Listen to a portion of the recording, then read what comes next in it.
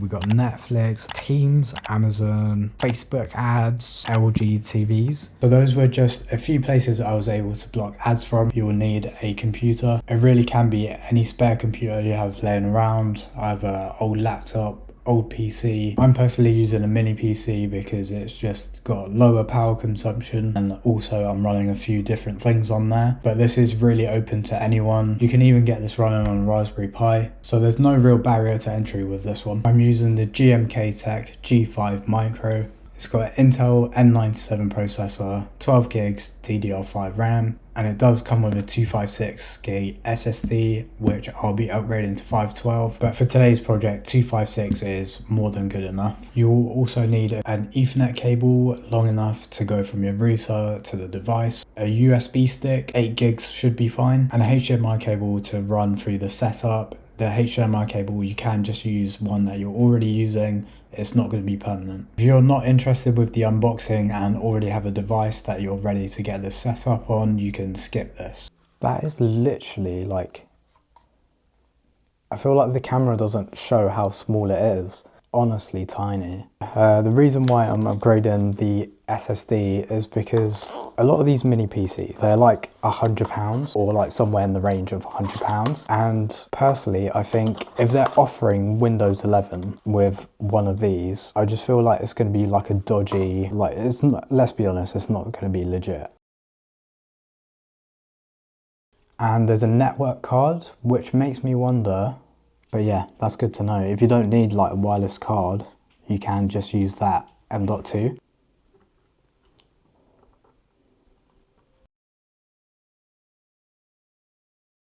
Next up, you'll need to download Proxmox VE. Links will be in the description. And you'll need to burn it onto the USB stick. If you're on Windows, you can use a tool called Rufus. If you're on Mac, you can use Balena Etcher, which I'll be demonstrating today. The ISO file. I've got a USB device, yeah, it's that one. And then flash. Yeah, and it's starting. Okay, so I've got it all hooked up now. Apologies for the mess, like the cable management is not so great. But yeah, it's all hooked up. It's I've got the HDMI just plugged in for the setup of Proxmox, and then a Ethernet from the router, and then it's plugged in. Now you want to shut down your PC and start it again, and we're trying to get into the BIOS menu. Usually it's some combination of F12, delete or enter, or alternatively just search Google how to enter BIOS on and then your device name and model. Bro, this is like,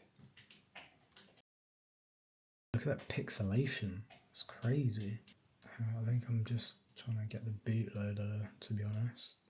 So boot option, VTD virtual, yeah, so it's enabled.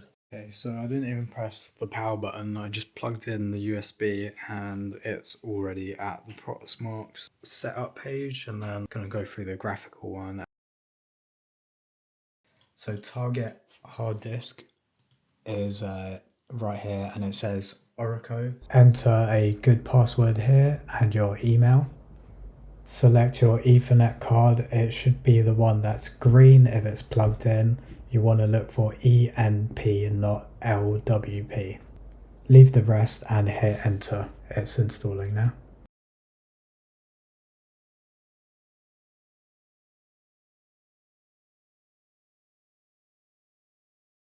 So when you set up your Proxmox, it'll ask you for a password. Username is actually root. As you can see, I've set a few things up now. This is kind of what Proxmox is. This is like your GUI interface. You want to go to the community Proxmox VE helper scripts. Then you want to go to Adguard and then Adguard home. What you do now is see this script here. You copy it. You go into Proxmox. So PVE is your device. So you want to go into PVE and then you go into shell. But yeah, so then you copy it and paste it into there. I'm just going to run it here. I've already got an instance, but I'm going to do another one just for demonstration. So it asks you for the default, just hit enter, and then it will kind of run through creating a container. Cool, so now you can see it's giving you a IP address. We'll copy and paste it, hit continue to site, and then get started. All interfaces, you can leave that as is, leave all of this, and you should be good. So this is important, and this is what we'll address. Now just hit next, enter username, password, and then hit next, and then you are good to go. So you can open dashboard, and now you've got your Adguard all installed. Now this is a very important step. You want to copy this address, go back into Proxmox, select your Adguard. So mine is 106, yours is going to be 100 if you've just set this up. You want to click on your Adguard one, go into network, and then you would see it's in DHCP. You want to double click on that, go on IPv4 static and paste that in. You want to remove all the HTTP around it and then do /24. Next, you want to take the first 3 digits, copy, paste, and then put 1 straight after, and then hit OK. From this point on, I'll be showing my version of Adguard, the one that I actually use. So if you see the IP address change here, just ignore it. Whatever you have here is your IP address. This is my Linksys one. This is the UI of my router. Your one is probably going to be different to this. But essentially what you're looking out for is the DNS settings. So here you want to set your DNS to the same IP that this portion without the /, and then if you've got a few options to add more than one DNS, you can just use like Google's one, which is 8888844. But yeah, now we'll get back into Adguard itself. Adguard home. So this is the user interface, a bunch of statistics. The first thing we want to go into is settings and then DNS settings. So these are the servers that your DNS calls are going to go to. So these are my DNS servers that I've set up. You can just copy these, they're perfectly fine and they're good DNS servers. You can also go onto this link and find some more. Then I choose load balancing. This is probably the most common one. It's when all your queries are spread across these 4.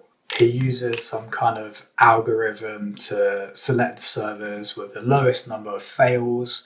Next, there's some fallback DNS servers. Because I am load balancing between the 4, I don't think it's necessary for me to have a fallback. Then you can go to test upstreams, and if all good, you should see a green DNS servers are working correctly pop up. Then hit apply, and then we're all done here.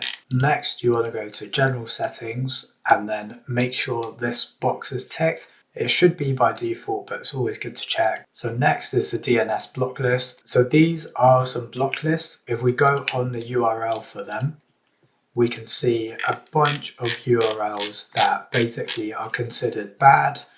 They could be trackers, telemetry, ads as well. Honestly, I feel like I've set up quite a lot here, and a lot of the URLs are probably in more than one of these allow lists.